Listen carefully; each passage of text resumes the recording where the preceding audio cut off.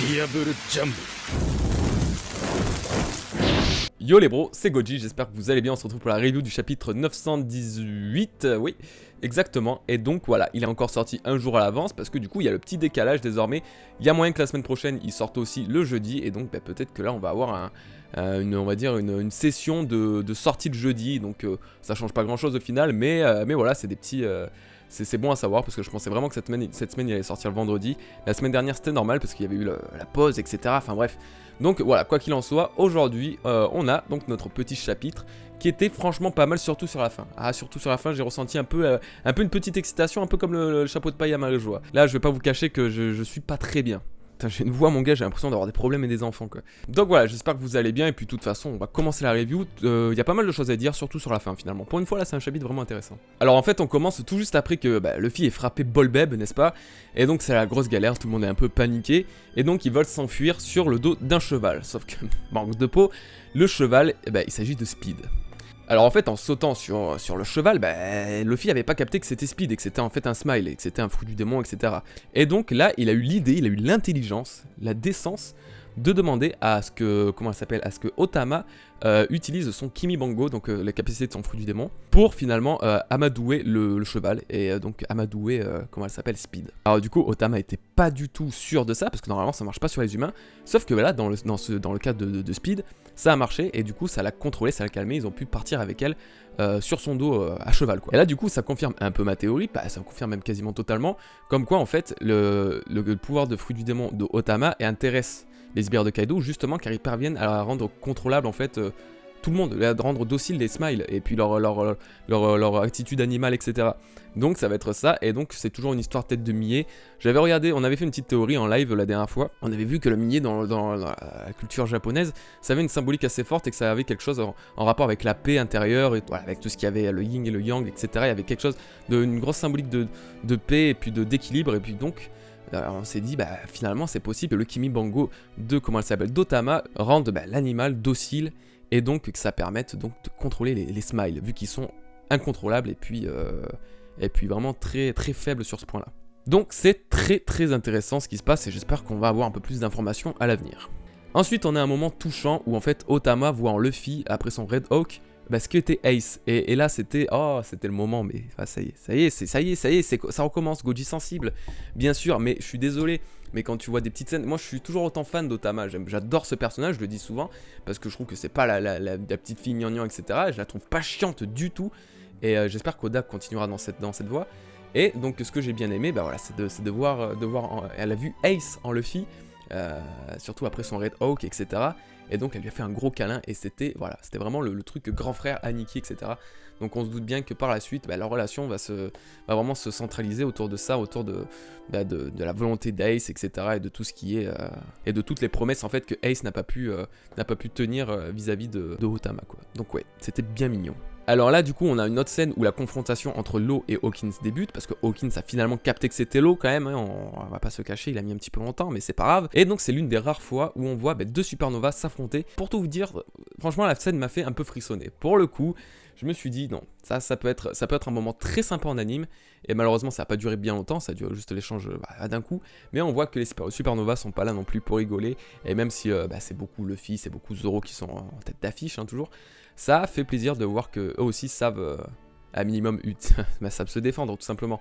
Donc là pour le coup voilà, on n'a pas plus de nouvelles sur ce que va faire Hawkins par la suite, mais pour le coup ouais, c'est pas mal la galère aussi du côté en fait de Jack. Tout simplement parce que lui-même est au courant de la défaite de Bolbeb, et du coup en fait il risque de se ramener un peu d'un moment à l'autre. Et là c'est un peu la pression, parce qu'on sait que Jack sera sans doute la prochaine grande rencontre des Mugiwara. Du moins du groupe de Luffy et de Zoro. Bon après cependant on a quand même la première lueur d'espoir de Wano, et ça a commencé très tôt. C'est pour ça la structure de l'arc est un peu différente des autres, c'est ça qui est intéressant, parce que Oda a tendance à beaucoup se répéter dans ses arcs et dans son scénario. Et là on voit que finalement la structure est un peu différente, parce que Luffy commence déjà à aider les citoyens, et du moins à leur apporter quelque chose, et donc on voit que les citoyens peuvent manger grâce au navire d'abondance qu'il a volé aux sbires de Kaido. Et donc voilà, ils peuvent tous manger à leur faim. Et là on a quelque chose qui symbolise le fait que Luffy aura donc aura donc Wano, tout comme il avait l'île des hommes poisson sous son commandement, ou du moins sous sa bannière, parce que justement il a promis que lorsqu'il partirait de ce pays, eh bien tout le monde aurait de quoi manger, de quoi se nourrir. Et ça a fait encore écho à ce que disaient apparemment Ace et Otama, ça l'a fait tilter, et effectivement on voyait que Otama et Ace avaient une très grande relation, et qu'ils étaient vraiment très proches, et du coup voilà, on en voit un peu au point où c'est quand même vraiment mignon, et que Ace va devenir je pense très récurrent dans l'arc. Bon là on arrive un peu au point sensible du chapitre, parce que donc c'est la fin, c'est le gros cliffhanger. Yalo qui dit, en regardant les ruines du château de Kozuki, dit bon on va aller rendre visite aux esprits de Wano. Et là, donc il avertit que ça va faire un choc, etc. Et que même Zoro lui a été surpris. Et à la fin on a un message comme quoi la vérité est très choquante, parce que on stoppe sur une image où on voit les tombes des Kozuki, de tous. Momonosuke, Reizu, Oden, Kinemon, Kenjuro, etc. Et ça se termine comme ça. Et là on se dit, quel est le fuck? Alors, il y a deux hypothèses là-dessus. La première, c'est que, ouais, en fait, c'est des tombes factices, et puis c'est peut-être pour pas trop attirer l'attention, et donc que ces tombes ne comportent pas vraiment c'est pas qu'ils sont spécialement morts, au contraire, c'est juste que ils sont là pour, on va dire, c'est les tombeaux royales, et c'est le tombeau familial, ou je ne sais quoi, et donc ça a toujours été là. Sauf que, non. Pourquoi? Parce que de toute façon tout le monde sait que Kinemon etc. sont encore vivants, vu que Kaido par exemple et même Doflamingo cherchaient à récupérer le petit Momonosuke, n'est-ce pas? Et là en fait on arrive à un problème, c'est que les tombes sont très vieilles et dégradées. Mais quand c'est vraiment la vieillesse, on voit que les tombes ont dû passer quoi. Et là on se dit, il y a un problème dans le temps. Vraiment dans ce pays, il y a un problème dans le temps. Pourquoi alors je dis ça? Parce que déjà de base j'ai entendu parler d'une théorie, je la connaissais absolument pas. J'ai juste entendu parler d'une théorie me disant ouais, c'était durant dans la convention de Valence, on m'a dit ouais sinon t'en penses quoi la théorie comme quoi en fait l'île de Wano était perdue dans le temps, etc. et qu'en fait le temps s'écoulait différemment et qu'ils avaient beaucoup de retard. Et je me disais, ah putain, je sais pas, je connais pas cette théorie, mais ça me paraît pas mal, surtout que ça explique un peu pourquoi le climat est si bizarre autour de l'île, vraiment différent de ce qu'on a pu voir sur les autres îles, etc. Et ouais, peut-être un truc magnétique, on ne sait pas, une tempête magnétique qui ralentit un peu tout, enfin bref, je ne sais pas. Et là, quand j'ai vu ça, je me suis dit, mais cette théorie prend tout un sens, elle prend un sens totalement différent, parce que, en fait, je pense que Momonosuke et tous les Kozuki là qu'on a pu voir ne sont pas morts, actuellement, ils sont vivants, sauf que, ils ne sont pas de la même timeline. Alors c'est très con à dire, là du coup j'improvise un peu, mais ils ne sont pas de la même timeline que le Wano actuel.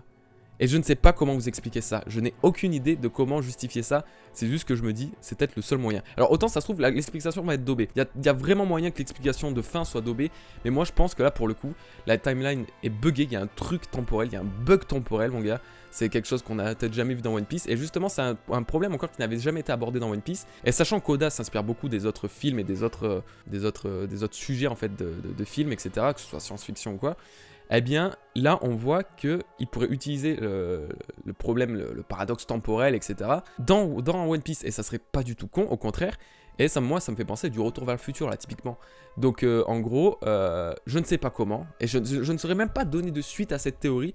C'est justement pour ça, là, j'attends vraiment de votre part de voir à quel point vous pouvez développer le sujet à ce point-là. Je pense vraiment qu'il y a un problème, clairement. Mais que le Momonosuke et Kinemon, etc. et tous ceux qu'on a vus venant de Wano et alliés au Mugiwara sont d'une timeline différente et qui ont pas la même notion du temps.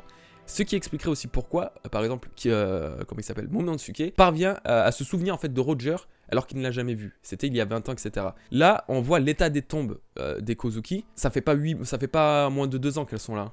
C'est impossible. Et pourtant, Kaido a pris le contrôle de Wano il y a moins de 2 ans. Sauf que vu l'état des tombes, à quel point elles sont pas souillées, parce que c'est pas dû à la guerre ou quoi, c'est juste usé par le temps en fait. Et là, on voit qu'il y a un problème. Soit il y a l'avance. Dans Wano, ils sont vraiment à l'avance dans le temps, clairement. Et ils arrivent à avoir une autre timeline. Mais bon, je sais pas, parce que ça ferait en fait du multivers. Ça serait un peu comme dans Dragon Ball, quoi. Avec l'arc de Trunks, etc. Trunks du futur. Et donc, je ne sais pas. Et pour le coup, j'attends de voir les théories des gens, parce que moi, je pense que j'aurais pas l'intelligence de créer quelque chose autour de ça. On en a parlé un peu avec Lina, on a quelques idées quand même, on a même de très bonnes idées à propos de ça, mais pour le coup, là j'en saurais donner suite, c'est impossible. Donc voilà, moi c'est vraiment, ça se termine comme ça, et au final la review elle sert à quoi? Je sers juste à vous dire, je fais une review juste pour vous dire que je ne sais pas quel est le problème, quel est le paradoxe temporel de ce chapitre et de cet arc. Donc c'est génial, je suis un putain d'imposteur les gars, c'est horrible. Non mais ça, en vrai ça me saoule, parce que je sais qu'il y a quelque chose de ouf qui se cache là-dessous. Je me sens incapable de deviner quoi. parce que il y a trop de possibilités et il y a trop de choses qui tiennent. Franchement, ça m'intrigue autant que le chapeau de Marie-Jo pour le coup, parce que je sais qu'il y a vraiment quelque chose de gros qui se cache. Après, ça se trouve, Oda va nous brain, hein. Il nous l'a déjà fait avec le coup du chapitre 900, etc., la mort du Sunny, machin, bref, parlons pas de choses qui fâchent. Mais là, voilà, on remarque qu'il y a vraiment un problème, et donc j'ai vraiment envie de savoir, et j'espère que ça sera pas un brain de la part d'Oda, que ça sera pas un cliffhanger à la con. Donc voilà, j'espère que les bros, cette petite review du moins vous aura plu. N'hésitez surtout pas à m'en parler dans les commentaires, à me dire un peu, m'exposer vos théories ou les théories que vous avez pu voir, parce que ça m'intéresse vraiment. Normalement, il n'y a pas de pause la semaine prochaine, donc peut-être la semaine prochaine, on aura éventuellement une réponse, même si je pense on va partir vers le groupe des autres Mugiwara. Et puis voilà, donc voilà, je sais pas, j'ai rien d'autre à dire. Et n'oubliez pas, voilà, vous avez vu que j'ai donc le fameux t-shirt de Pampling, je vous en ai parlé dans la dernière vidéo. Donc voilà, c'est un petit t-shirt façon One Piece. Si jamais ça vous intéresse, bah voilà, je vais pas vous en parler à chaque vidéo, mais là, vu que c'est assez récent, je vous le remémore. Je suis en partenariat avec le site Pampling qui vous fait gagner, donc avec mon code promo GOJIRDP, je vous fais gagner donc 15% de réduction sur votre commande de t-shirts. Voilà, c'est des t-shirts de bonne qualité qui sont pas très chers, et ces 15% de réduction, bah moi en fait ça me fait toucher une petite commission, donc vous gagnez de l'argent et moi aussi, vous économisez de l'argent et moi j'en gagne aussi. Je vous remercie à tous d'avoir suivi cette vidéo, cette petite review. On se dit à très bientôt pour une autre vidéo, une autre théorie, et puis bah écoutez, portez-vous bien et passez un très bon week-end. Peace les bros.